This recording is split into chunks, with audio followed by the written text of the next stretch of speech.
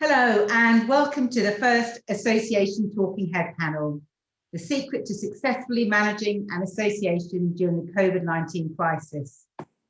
My name is Claire Wormsley and I'm co-founder of the Global Conference Network, which runs the Association Excellence Awards, and founder of the Media House, which delivers training and consultancy in all aspects of events to associations.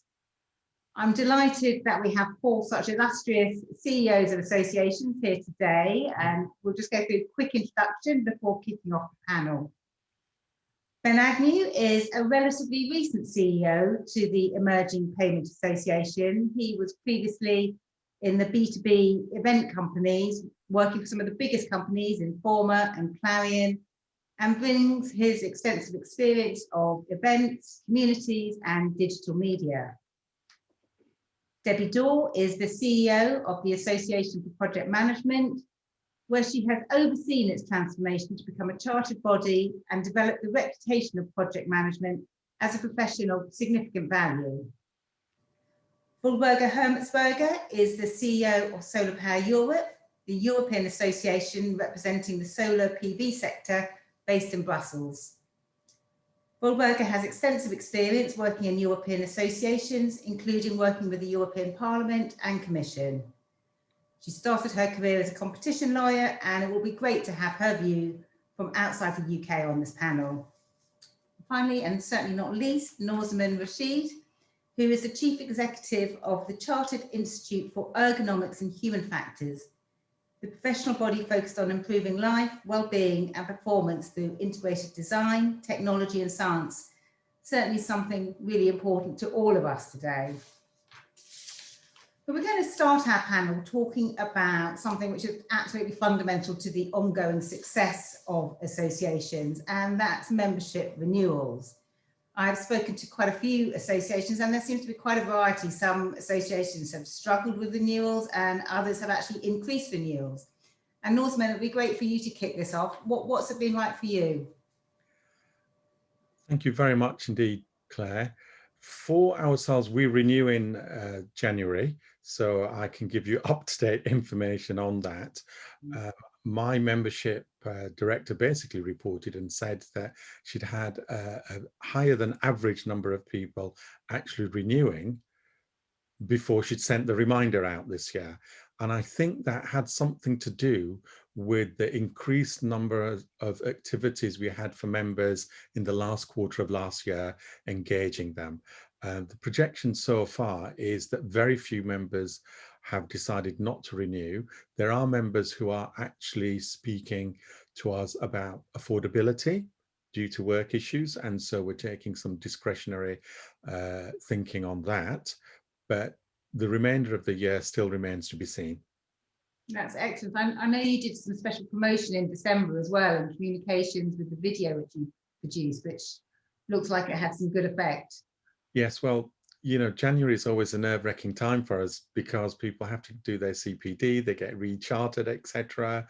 And so one of the things we did launch just before Christmas was a video about our achievements and the application of our science within industry. And it really did boost people's morales around what the Institute was about and what our science was about. And it did play a part to increasing numbers of membership too. That's great news. Walburga, what's been your experience? Thank you, and thanks very much for the invitation. Maybe let me start by saying that we have been very lucky as a sector during the pandemic. So the solar sector has been growing. We've shown very resilient in the last couple of months. So we've been growing by 11% last year, still 12% lower than we expected, but nevertheless. And that also translates in membership figures in the end.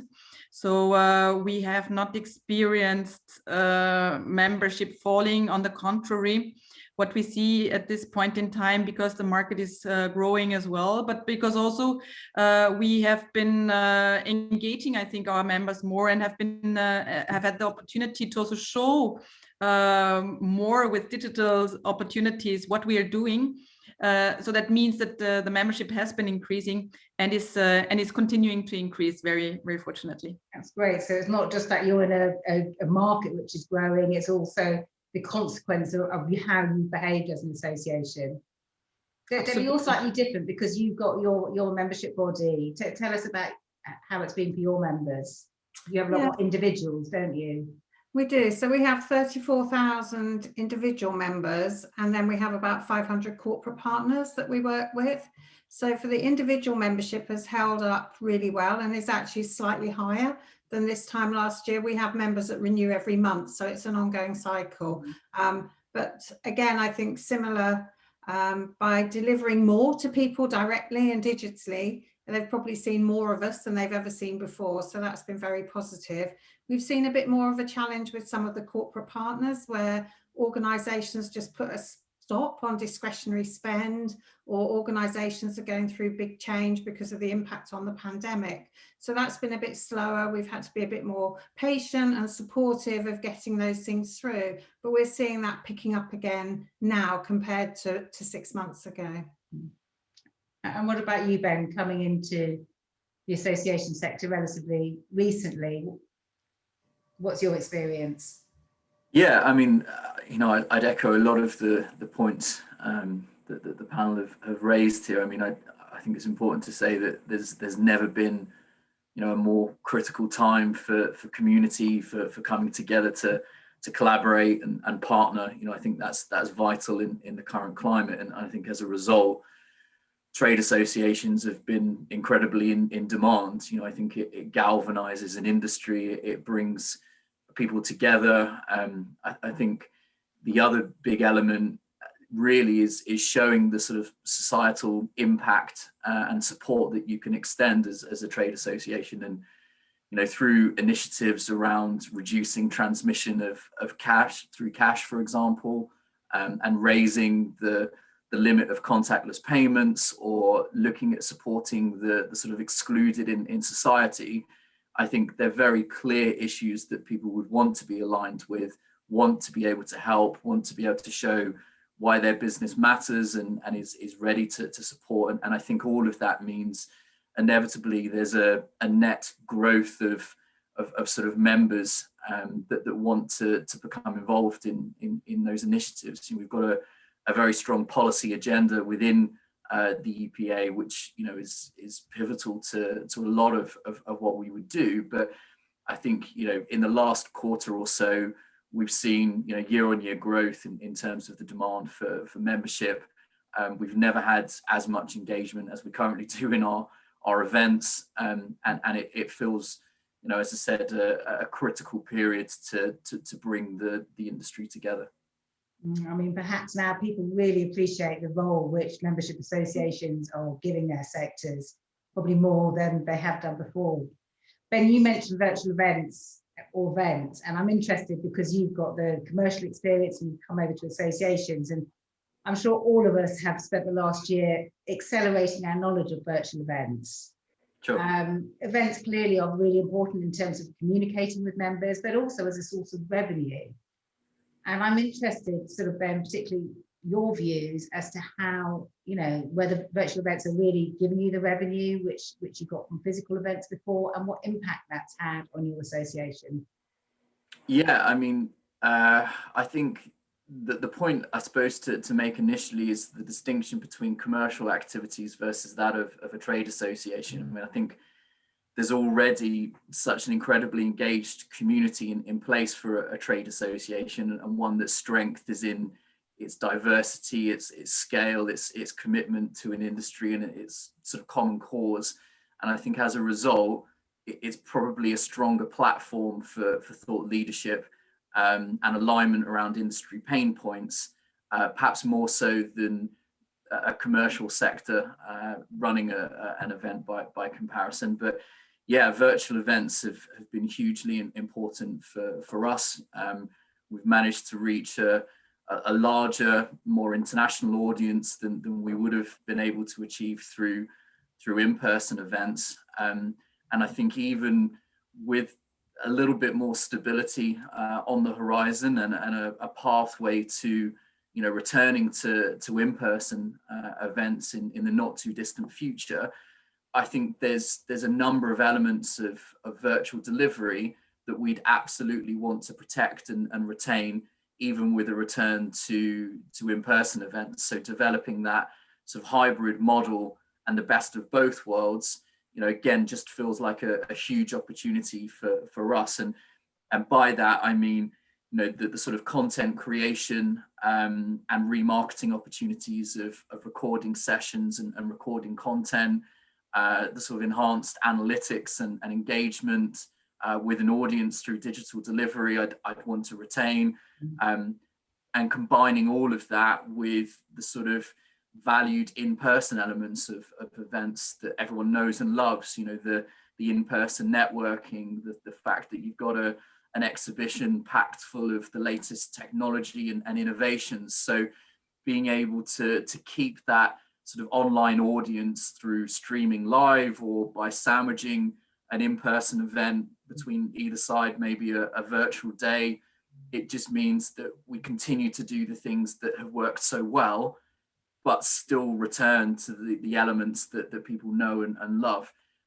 So yeah, I think it's an exciting time for the industry. I think if you are content led, you are a content rich association as we are, I think it's the perfect messaging platform, not just for our own thought leadership and a showcase of our own work, but certainly for our members, our partners that want to be aligned with that and to reach a bigger audience and project on a scale that perhaps wouldn't have been possible sort of 1-2 years ago.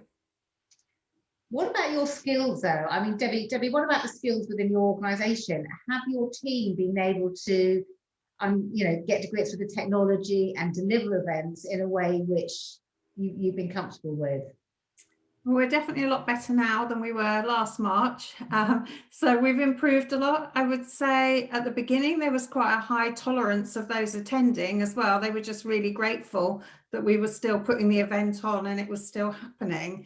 Over that time, obviously our expertise has increased a bit and their tolerance has decreased a bit. So I agree with all the things Ben said and the good reasons. We're definitely in a much better place now than we were, and the platforms have improved as well during that time. So been able to try and offer some of the things that we were missing. For us on the sort of commercial events, so the business model is completely different because we've not been able to get the ticket price, but obviously also the costs have been a lot lower. So in actual fact, the end result hasn't been that different because our sponsors have stayed with us, but the process of delivering events has changed quite dramatically. Walburga, I know when we spoke, you brought up the issue of networking at events, which you felt wasn't being replicated virtually compared to physical events. How have you found that, and have you done anything different? Yes, indeed. I think networking remains the biggest challenge, even if I do think, and I agree with Ben and Debbie, that there's a lot of opportunities we've been able to grasp actually in going digital with much more participants. Like for example, our Solar Power Summit, usually we have 300 people. This time we had 200 and 500 registrations and 1,000 people showing up in the end. So and the team has done a great job. They are very motivated because they're learning new things, which is also great. And we've been really gearing up and accelerating our digitalization, which is a great thing. Also on a financial side, I can agree with Debbie that after all, the profit has remained approximately the same because we're very happy that our members continued sponsoring. Without ticket sales, we were able, with reduced costs, to also support financially our organization. So after all, we're quite happy. But indeed, our networking remains a challenge. What we have done, so is we were trying to provide B2B opportunities in the different events we're organizing to members, and they have been very grateful for these opportunities with matchmaking where we were supporting.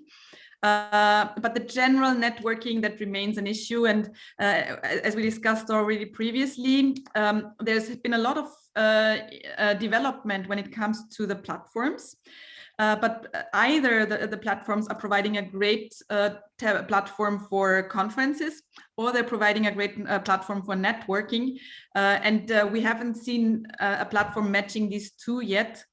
But when it comes to networking, yeah, I think we have to go back to physical meetings, and the hybrid meetings Ben was mentioning. I think that's the next challenge we have to take. Because indeed, we should really try to use what we've learned on digital events and use the upsides of digital events further on. But yet it needs to. We need to go back to physical meetings as well, I think. Have you had similar experience, Noorzaman? I think on the budgetary side, we're all pretty much similar, that we've broken where we needed to be, despite running non-physical events. But we've done quite a bit of research with our members. Now, you know, around about 80% of our members want us to continue with virtual events. And the reasons they state there is it's easier, they have to take less time off their actual work. But what they're desperate for is in-person networking. And so our portfolio of work is kind of divided into a lot of free online events that are quite easy to organize. We might have 50 to 200 people on one of those events. Yesterday we ran an event on neuroergonomics and fast jets. It was published last week and we had 200 people attend it. It was a non-charged event. But we do have chargeable events, mostly related to CPD related type of activities and master classes. And we find they attract a smaller audience, but it's enough income throughout the year. But when we move forward into 2022, we will focus on much higher quality in-person events, but fewer of them. In terms of the types of platforms, well, you know, it's only been a year and we're on our third platform, because we've literally outstripped the possibilities of one platform onto another. And in a few years' time, I imagine these platforms will be much more sophisticated and we'll be moving much more rapidly in a way that we can't actually imagine today. Yeah, I think the quality of virtual events is going to increase, and the move towards more of a sort of TV production quality delivery is something which we can expect in the future. But as you say, it's the platforms are running as quickly as the rest of us to develop and deliver. Noorzaman, I also wanted to talk to you about other ways which you communicate with your members outside of events. You have a really exciting and very impressive LinkedIn presence, which has increased during COVID. Tell us about that. Well, that's true, I do. I may be unusual as a chief executive. I spend a couple of hours a day on LinkedIn. And the reason for that is that most of my members actually communicate with me through LinkedIn, despite my CEO email address being publicly available to them. There's a sort of a personal relationship you have, and I can't tell you how many people I've recruited because they've written to me and I said, are you a member? No. Well, here's a pack, you know, get on with it. I post 3 times a day during the most optimal hours. I post something very serious about my organization where I want to get the message out, and then a couple of times a day on related stories and news items. And we found that as an effective way. So I didn't want to be the only person that was very good on LinkedIn. So we provided free training on Twitter, on LinkedIn, on other platforms for our members to encourage better and more effective use of those platforms. Allied to that, we've invested a good amount of our funds on much higher quality video production, animation production and infographics. Because more people have time to look at these things, we needed a higher level of engagement. You know, I might say a year ago, I may have been disappointed at a few images of our events I might have seen online, but today there are absolutely camera ready artwork that anybody would be proud of, and it makes a huge difference at the end of the day. And Walburga, you've been doing podcasts, haven't you? Yes, indeed. We've come up with our Shine On series of podcasts during the pandemic, and that has been greatly appreciated. It was a learning for us as well, but we have been valued by our members. So we had a couple of thousand downloads of our podcast, being able to present members, being able to present what we are doing. And I think it's a very nice format we would also want to continue with. On the social media presence, I couldn't agree more with Noorzaman. That's very, very important. I mean, we're still trying to get there where you are, Noorzaman. but for Solar Power Europe, what we can say is that we have increased our followers during the COVID time now for over all channels by 45%. And we had some across all channels, almost 4 million impressions. Which we are very proud of. We are still a medium-sized association, but one of the bigger ones here in Brussels. And we are continuously raising the followers and the engagement also of the community. And I think it's just very important. And the pandemic has accelerated our presence, I would say. So, and we try to continue, but I like this idea, Noorzaman, to also, providing insights to members, how to improve the presence on social media. So, very interesting idea. Get them to be your advocates. Yeah. What about you, Ben, with your digital media sort of background? How is the presence with your association? Yeah, I think it was really important to digitize the delivery of all of our core services as a trade association. I think in-person meetups has always been a big part of what we do and a big part of what people value about what we deliver as an organization. But we actually launched our own online community platform, which effectively allowed year-round networking, to be able to source, new partners, new contacts, to be able to post insights or thought leadership.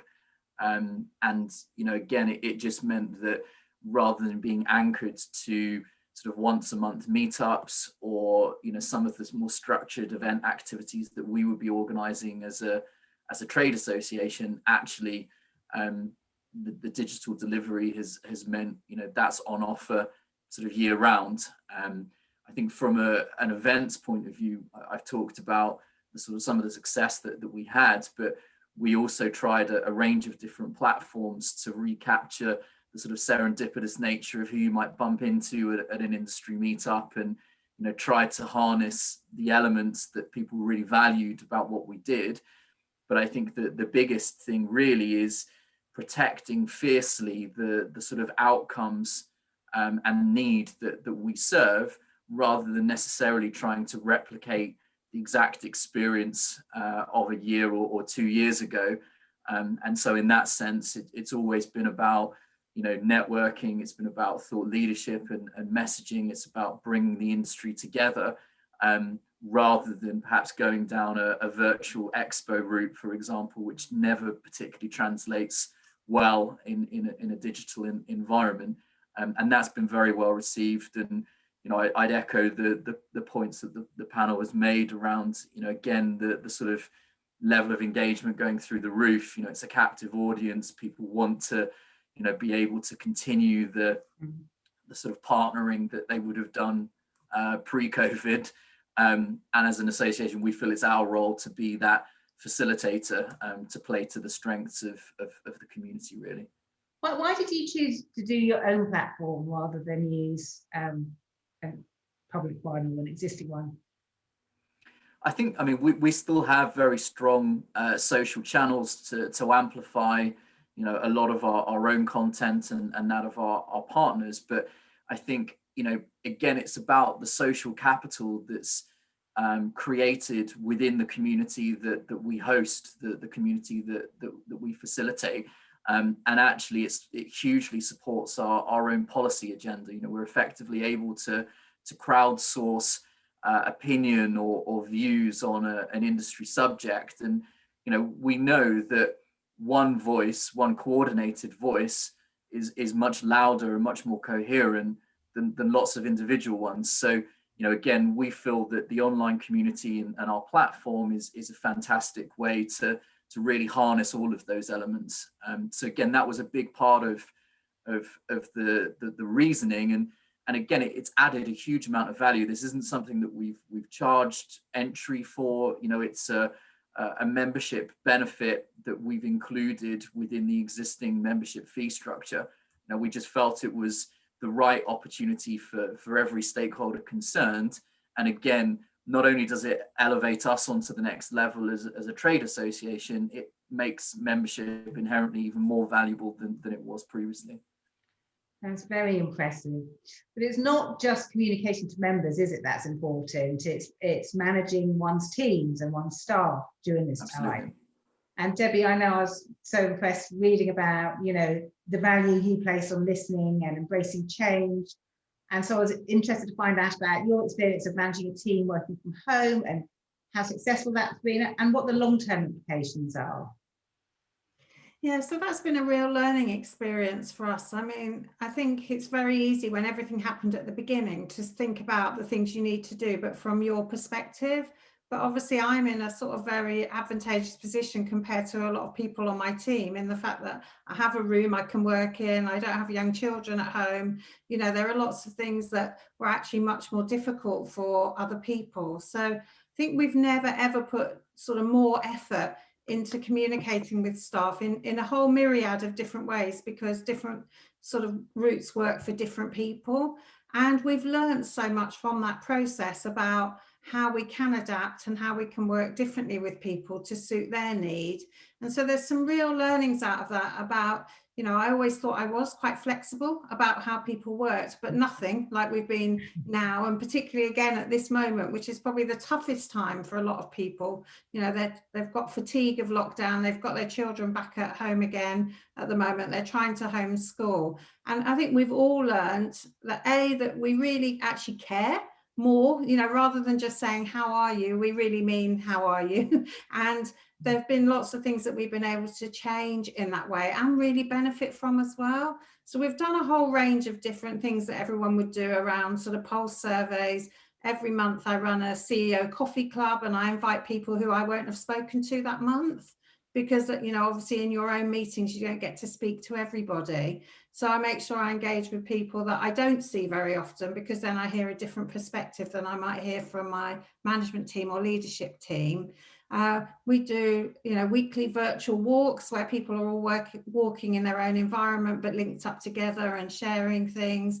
We've put up a private Instagram channel where people could just share pictures of things that were going on in their own life. So there's been a whole range of things that we've really done differently this year. And it's really interesting when we talk to people, they say they're the best informed, they feel the most valued that they've ever felt. So it's going to be a real challenge how we sustain that in the new normal. But I think our new normal is going to be very different as well for us. We have hardly anybody that wants to stay at home 5 days a week. And we have probably nobody that wants to return to the office 5 days a week.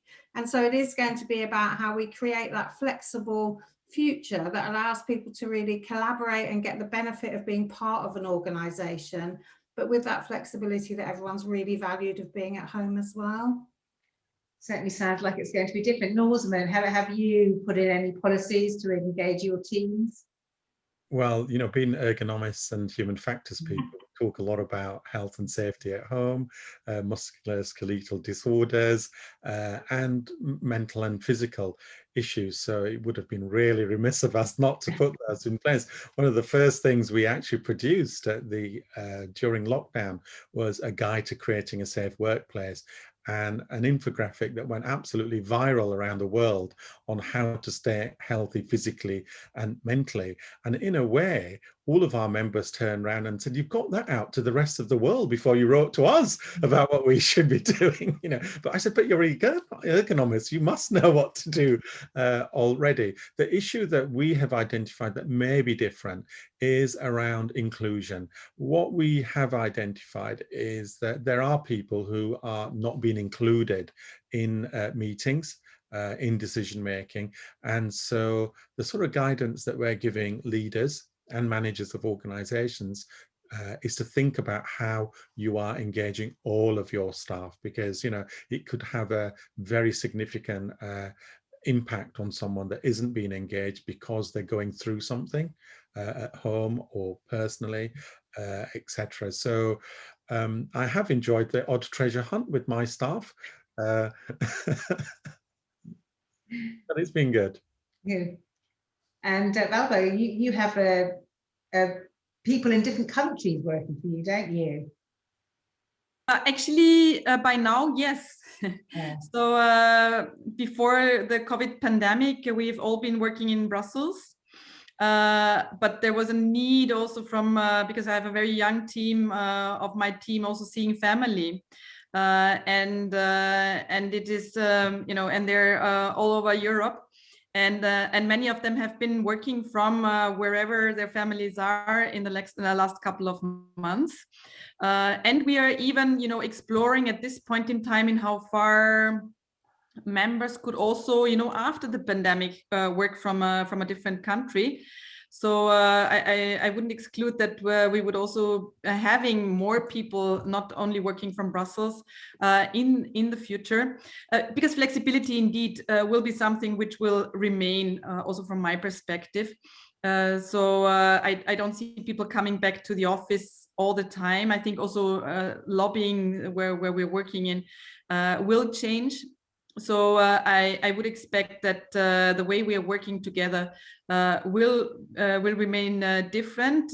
We are very lucky because we have just moved to a new office in the middle of Brussels, and we have been designing that office during the pandemic, which helped us a great lot to design it in a different way and to design it in a way which reflects more the future flexibility we also want to see in working together. So we have a large community area where people would just come in and meet each other rather than, you know, sit at their working desk and work in the office. So we were quite lucky to be able to just move at this point in time, and everyone is very much looking forward to meeting again in the new office. Do you have any idea when you think you'll be actually in the office? That's the $1 million question. I would guess a little later than you guys, because you're getting vaccine a little earlier than we are here in Brussels. But I would hope that we would be back seeing each other at the latest in September. But that's my best guess at this point in time. So I hope it will be earlier even, but let's see. And Ben, do you have any views as to when you'll be back in the office and what the kind of future will look like from a working perspective?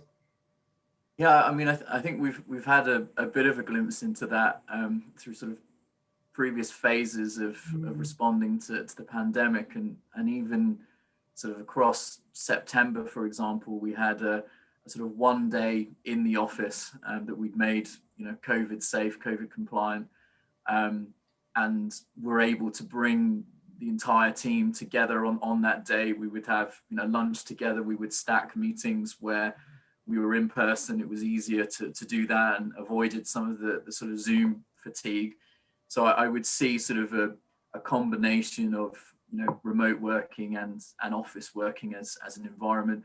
I'd hope it's earlier than September. You know, I'd hope it's, you know, as early as the summer, really, that's perhaps considered, you know, comfortable and safe and the right balance to really find. But, you know, I'm a big one for managing by output, by outcome, not necessarily the hours or the location that it's conducted within, and that's, you know, been evident really in how people have been able to contribute and to work so effectively in a fully remote environment. And I'd agree with Debbie's points, really, that we've had to work so much harder at our communication than previously, and it's probably never been stronger in that respect. So, you know, a bit like the events piece is looking at what do you retain, what works well as, you know, taking the advantages of you know, what you miss at the moment of an office environment.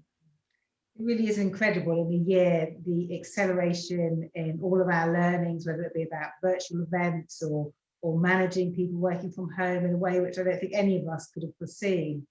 But it's really fantastic to hear so many great experiences of how you have managed your associations since the pandemic has started.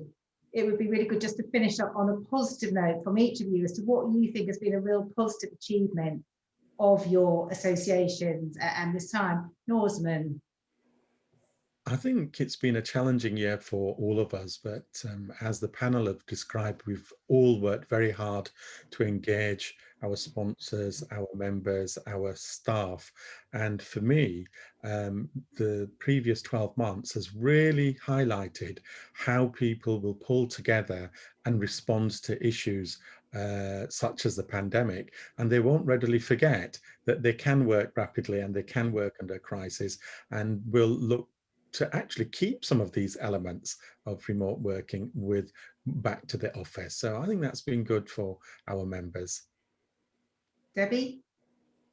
Yeah, similar thing really. I think a lot of the change that has happened was change that we had planned, but probably would have taken us 5 years or 10 years or may never have actually happened. So I think it's really speeded up that. It's given everyone a real confidence about what we can do and what we can achieve. So really sort of harnessing that to go forward and keeping that level of engagement with all your different stakeholder groups, I think is you know, it has on the whole, despite its financial challenges and obviously personally for some people really challenging, I think there's so much to gain that will make what we do for our members and for our staff better in the future. Brilliant. Ben? Yeah, I think it's a big one around access for me, as I mentioned, you know, in my points earlier. I think, you know, digitization has meant, you know, involvement with a trade association isn't predicated on do you have a London-based presence. You know, actually, it's meant we're able to reach a far wider audience and project, you know, the work of the association and its members on a much bigger scale. And I'd absolutely want to retain that, you know, going into the sort of summer and autumn periods. You know, I think digitization has meant greater attribution and greater measurement and value of a lot of what we do. And I don't see that changing anytime soon, really. I think we would just pair it with, you know, some of the recognized elements of being a member that we'll fortunately be able to return to with being able to meet in person again. Brilliant. And Walburga? Yeah, I mean, it's very much the learning curve, the digital learning curve we are very happy with in the end. Accelerating change. Just as an example, I've been trying to develop Teams in my team. You know, the Teams platform we're all using now. For some time, it has never been accepted. But all of a sudden, with the pandemic, it has been used, and we've been really becoming very savvy when using Teams. So that has been a great success. But also the inclusiveness that most of you have mentioned, that you can reach out to a broader audience, have more impact, involve also more stakeholders, more policymakers in the end. That is something which is very positive. We've never had as many high-level meetings as we had during the pandemic with commissioners, with ministers.